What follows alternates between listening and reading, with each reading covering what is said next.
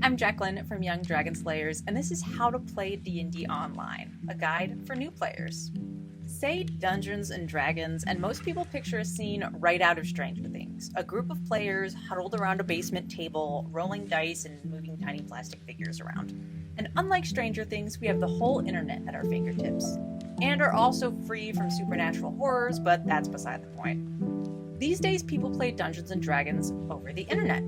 But that begs the question, how do you take a game designed to be played on a table and move it entirely online? Well, online D&D is kind of our whole thing, so let us talk you through what you need to know. Dungeons & Dragons is a role-playing game, which means you take on the role of a character, perhaps a wizened elven cleric or a chaotic tiefling bard. This character is one that you get to create, and you use your imagination alongside the rules of the game to give this character their own abilities, personalities, and backstory. When the game was first made, this character information was recorded on a sheet of paper, straightforwardly dubbed a character sheet.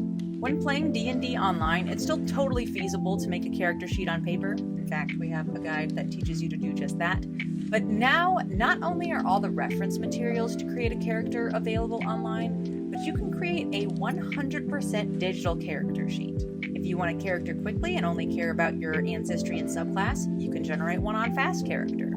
If you'd like a little more customization than that, but you don't want to mess with all of the calculations yourself, you can go with the automated PDF from More Purple, More Better, or the automated spreadsheet by David Lester. And if you'd like specific guidance for each step, you can use D&D Beyond, the official D&D tool.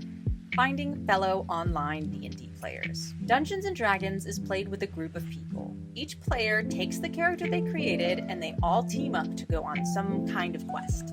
Everything else, the world, the people in it, and the challenges it contains is thought up and controlled by the Dungeon Master. This person knows and interprets the rules, simulates the world, and keeps the story moving. Like we said in our post about playing D&D by yourself, the greatest asset of the game is also its greatest curse. It generally requires other people to play. And while there are almost definitely people at your school or in your community who are interested in playing, they might not be the same age as you, they might not play the same way, or they might just be busy on the days you're free, the bane of D&D groups everywhere. This is perhaps the biggest advantage of playing D&D on the internet.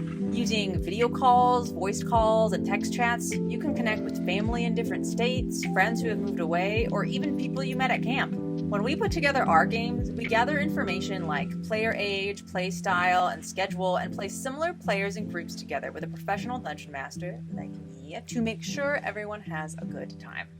How to share materials while playing D&D online. Over the course of a game of D&D, player characters will go on adventures to explore dungeons, solve mysteries, save towns, and all kinds of other quests. They do this by using all manner of abilities, from a martial arts strike that stuns enemies in their tracks, to a magic spell that summons a noble steed, to a remarkable knack for getting people on your side. All of these abilities are codified within the rules of D&D, and all of the information, how a spell works, how much damage a weapon does, or how much a spyglass costs, is available in both printed books and online. Pro tip, adding 5e to the end of your search query will usually get you exactly what you need, like chainmail 5e or lightning bolt 5e. In person, this information is shared by passing books, character sheets, cards, or other items around a table. Online, these can be shared by sending a link or screenshot in a group chat. This kind of sharing also works great for materials in-universe. Say the party has stumbled upon a puzzle, like a mysterious note with its bottom half missing, a painting of a famous werewolf that serves as the cover for a wall safe, or a series of colorful floor tiles, some of which are tied to spike traps. Often, the Dungeon Master visualizes these for the players, writing the note down, showing an image of the painting from a book, or printing out colored grids. But when playing online, the DM can simply share their screen or drop an image in the chat so everybody can see it on their own screen rather than huddling around a piece of paper. In our games, we play over Zoom and take full advantage of the chat for link and image sharing. Sometimes it's important image information, sometimes it's memes, you don't know until you look. Some situations in Dungeons & Dragons may call for combat, epic battles where heroes swing swords or summon fireballs. Physical maps with grid lines and miniatures are super helpful to visualize the location of combatants, showcase the environment, and track the exact distances. There's usually a lot going on in the middle of battle, and knowing exactly how many enemies there are, where they're at, what they're near, and how quickly you can get to them at a glance goes a long way towards speeding up combat. Plus, it makes it tactile and fun. Naturally, there are many digital versions of maps as well, often called virtual tabletops or VTTs. Thousands of artists have created beautiful maps of all different kinds of terrain and tokens to represent characters, monsters, items, and more. These can be uploaded to a VTT where players can drag and drop their characters around, readily measure distances, and keep track of things like hit points and conditions. Some VTTs even integrate with digital character sheets and dice rollers.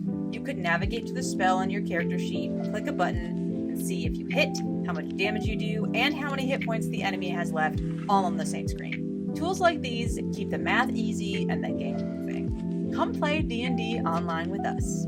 As you can see, a lot has changed since the days of Stranger Things. The power of the internet and digital tools make it totally possible, and sometimes even easier, to play Dungeons & Dragons online, which opens up the world of the game to lots of people who might not be otherwise able to play. If you yourself are struggling to find a D&D group, or just looking to add another adventure to your roster, why not consider joining a game online? We'll take the headache out of it. Just tell us how you like to play, what your time zone is, and when you're free, and we'll hop on a Zoom call with you to help you create your character, guide you through everything you need to play, and team you up with other teen and tweet players to create your own adventure.